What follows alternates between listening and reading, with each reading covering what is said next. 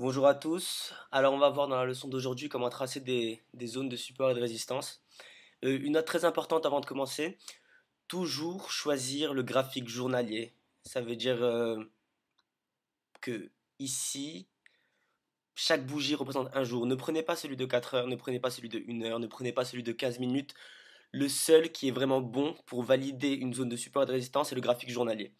Bon, après, maintenant que vous savez ça, la première étape, c'est d'identifier les zones de rejection.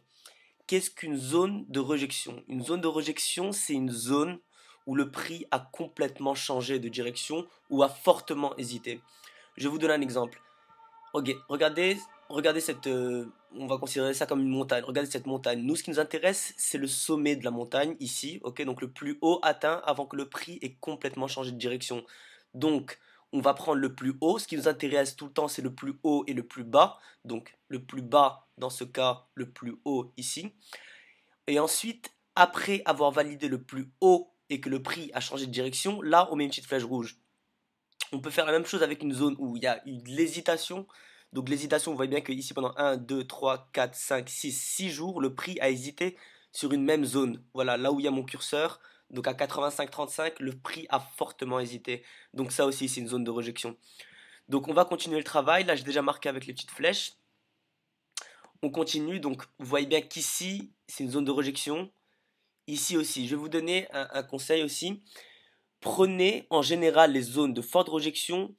On voit de grandes ombres sur la bougie. Donc vous voyez bien que l'ombre ici est très longue. Ok, donc ça valide la zone de rejection. Encore une ici où ça a été rejeté. Une là, une là, une là, ici. Et ici, ça a fortement hésité avant d'être rejeté vers le bas. Ok, on refait la même chose avec des petites flèches vertes pour le haut. Donc ici, ça a hésité pendant 3 jours. Ici, ça a hésité pendant 4 jours. Là, ça a complètement changé de direction. Ça a pris un trend, une tendance complètement inversée par rapport à celle-là. Ok, donc descendante, ascendante. Et ici, on marque les zones de rejection avec des petites flèches vertes. Après que vous ayez marqué les zones de rejection, ce qui nous intéresse maintenant, c'est de valider les supports et les résistances. Donc, il faut les tracer. Ok, je vais vous donner un exemple. Ok, on prend le premier ici. Donc, on prend toujours le plus haut, c'est ce qui nous intéresse. Donc, le plus haut qui est ici. Vous voyez bien que ça a été rejeté ici une fois, donc le 11 janvier 2011. Et ici, le 12 février 2011, donc un mois après, le prix s'est arrêté exactement au même niveau. Donc là, on trace une ligne. Ici, le prix a été rejeté. Ici, le prix a été rejeté. Donc on va considérer cette ligne comme une zone de support ou de résistance. On en reprend une autre. Donc on fait descendre notre curseur de haut en bas et on s'arrête lorsqu'on voit des zones de rejection. Ok? Donc ici, on va s'arrêter là, ok? Parce qu'il y a une zone de rejection qui est là.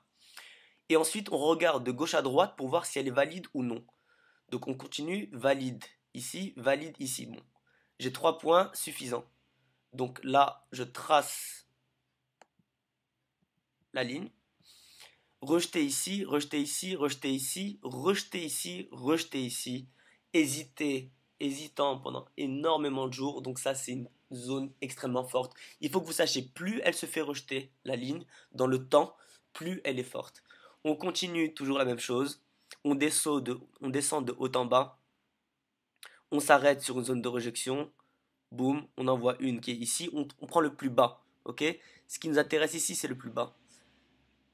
Donc là, le plus bas, ok, on note le plus bas et ensuite on vérifie de gauche à droite.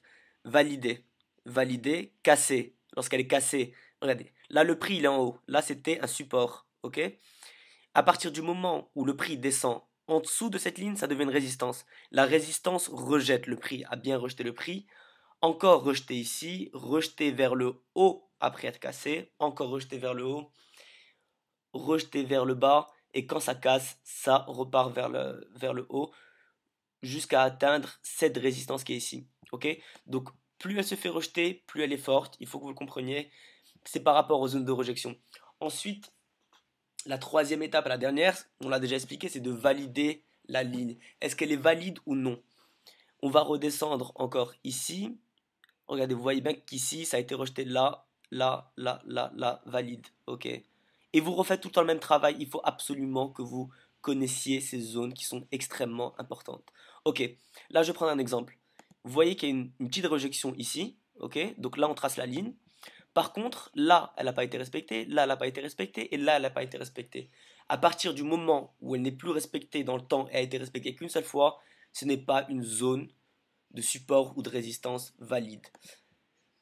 Voilà, il faut vraiment, dernière note, il faut vraiment que cette zone, par exemple ici, soit respectée au millimètre près. Si elle n'est pas respectée au millimètre près, ce n'est plus une zone de support de résistance. Vous voyez bien qu'ici, elle est rejetée au millimètre près. Ok, ben la leçon est finie pour aujourd'hui et j'espère que ça vous aidera dans votre stratégie de trading. Merci, au revoir.